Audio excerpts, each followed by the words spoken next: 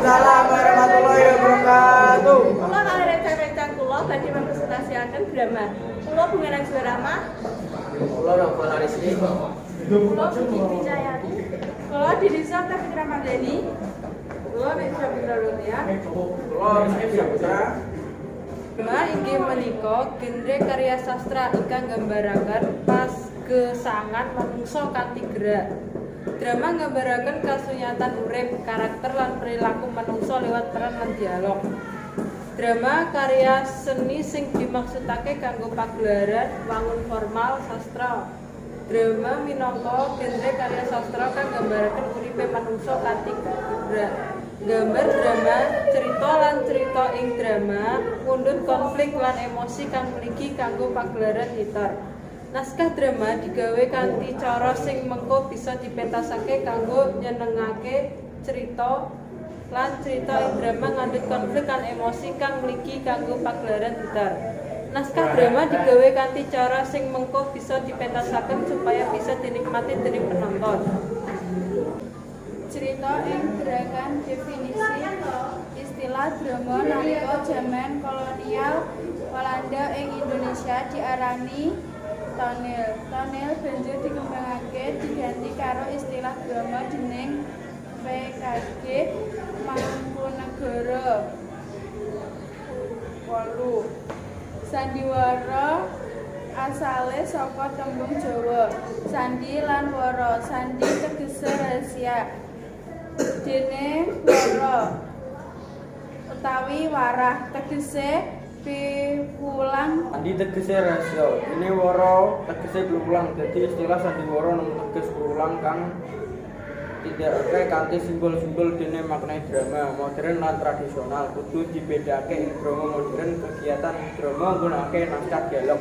Dene drama tradisional nggunakake improvisasi ing dialog utawa drama musik karya ing ngandhut nilai sing kang dhuwur. Sawijining drama manut struktur plot kang runtut. Struktur sing diatur bakal membantu penonton seneng drama ing dipentaske. Struktur drama ngandhut lakon, adegan, dialog, program lan epilog. Bab iki istilah liya kanggo episode. Saben lakon ngemut cerita cilik utuh kang dadi sakabehane tema. Tegesipun lakon minangka bagean saking naskah drama ingkang meringkas prastawa ingkang kedadosan ing satunggaling papan kanthi urutan wekdal tartamtu. Adegan minangka parangan saka drama kang nuduhake owah-owahan kedadian ewah-ewahan paraga utawi setting papan saha wekdal.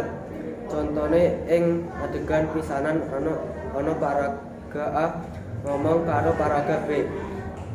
Banjur mlaku menyang papan liyan lan ketemu karo karakter C. Banjur ana owah-owahan ing adegan kasebut. Dialog mujudake perangan naskah drama kang awujud pacelaton antarane paraga siji lan paraga liyane. Dialog menika parangan kang paling dominan ing drama. Dialog menika ingkang membedakaken drama kaliyan jinis karya sastra sanesipun. Pralog lan epilog minangka karange drama. Pralog minangka pembuka kanggo mlebu ing drama. Isine ringkesan drama kang bakal dimainake. Dene epilog minangka parengan pungkasan saka pementasan drama. Isine yaiku kesimpulan saka drama ing dimainake. Epilog biasane ngot makna lan pesen saka drama sing dimainake. Unsur ana telu unsur penting sajroning drama yaiku paraga. Paraga kang nduweni kalungguhan luwih akeh tinimbang paraga liyane.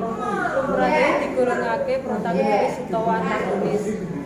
Pawacak dialog utawi pacelaton ingkang kedah dipundharaken dening paraga cariyos.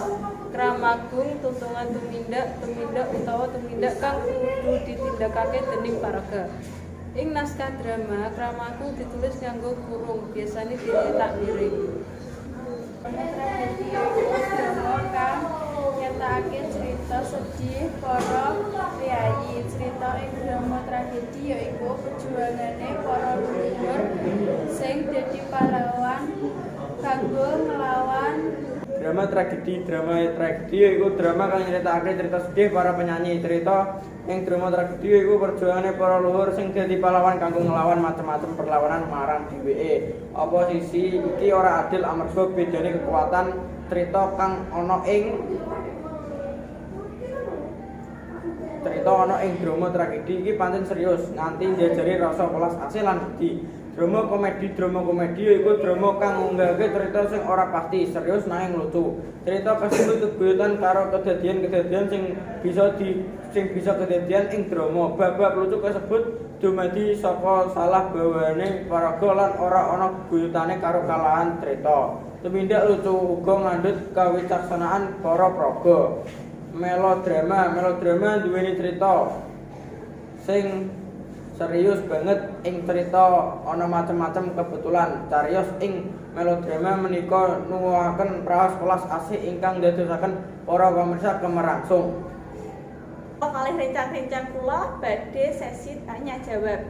Sebutno unsur-unsur kang wonten ing drama. Tema, latar, tokoh, pertokohan, dialog, bab, konflik, lan amanat.